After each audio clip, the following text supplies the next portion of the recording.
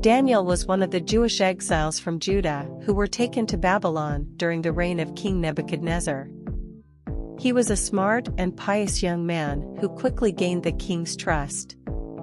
Daniel served as a counselor and wise man to King Nebuchadnezzar and his successors, Belshazzar and Darius, and held important positions in the Babylonian government. He was known for his wisdom, discernment, and ability to interpret dreams and visions. However, his faithfulness to God often put him in conflict with the Babylonian authorities. He refused to worship idols and continued to pray to God even when a law was passed forbidding it. Because of his refusal to worship idols, Daniel was thrown into the lion's den as punishment. However, God miraculously protected him and he emerged unscathed from the den. After this event, he continued to serve as a counselor to the king and as an example of faithfulness to God for the Jewish people exiled in Babylon. All the princes of the kingdom, the prefects and presidents, captains and governors, took counsel to establish a royal edict and to make this commandment firm, that whoever for the space of 30 days makes a petition to any god, or to any man other than thee, O king, shall be cast into the lion's den. Now therefore, O king, confirm the edict, and sign the deed, that it may not be changed, according to the law of the Medes and Persians, which cannot be revoked. For this cause King Darius signed this deed and edict. Daniel, therefore, when he heard that the deed was signed, he entered his house. Now there were windows open towards Jerusalem in his room, and 3 times a day he knelt down on his knees and prayed and gave thanks before his God, as also used to do before. So those men went together and found Daniel praying and supplicating before his God. Then they came forward and said to the king, concerning the royal commandment, hast thou not signed the edict, whereby every man that shall petition any god, or any man, for 30 days, and not thee the king, be cast into the lion's den? The king answered and said, This word is sure, according to the law of the Medes and Persians, which cannot be revoked. Then they answered, and said before the king, Daniel, who is one of those carried away from Judah, has not heeded thee, O king, nor the edict which thou hast signed, but 3 times a day prays his prayer.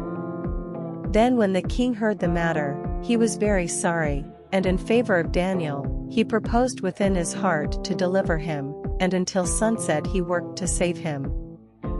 Then those men went together to the king, and said to the king, Know, O king, that it is a law of the Medes and the Persians that no edict or ordinance which the king determines can be changed.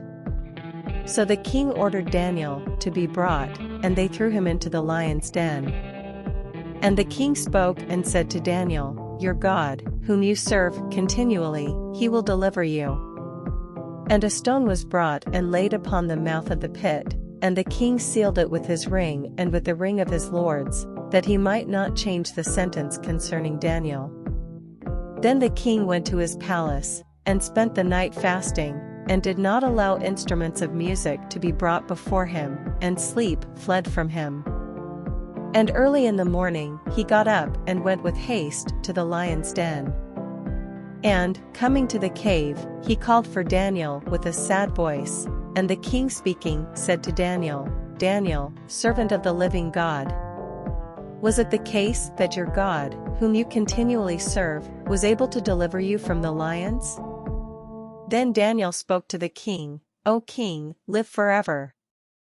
My God sent his angel, and shut the lions' mouths, that they should not hurt me, because before him I was found innocent, and also against you, O king, I have done no wrong. Then the king rejoiced greatly in himself, and ordered Daniel to be taken out of the den.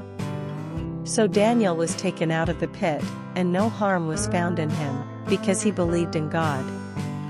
And the king commanded, and those men who had accused Daniel were brought, and they were thrown into the lion's den, they, their children and their wives, and they had not yet reached the bottom of the den, when the lions seized them, and crushed all their bones. Then King Darius wrote to all peoples, nations, and people of different languages, who live in all the earth, peace be multiplied to you. A decree is made on my part, whereby in all the dominion of my kingdom men shall tremble and fear before the God of Daniel, for he is the living God, everlasting, and his kingdom cannot be destroyed, his dominion is to the end. He delivers and saves, and works signs and wonders in heaven and on earth. He delivered Daniel from the power of the lions. This Daniel then prospered in the reign of Darius, and in the reign of Cyrus the Persian.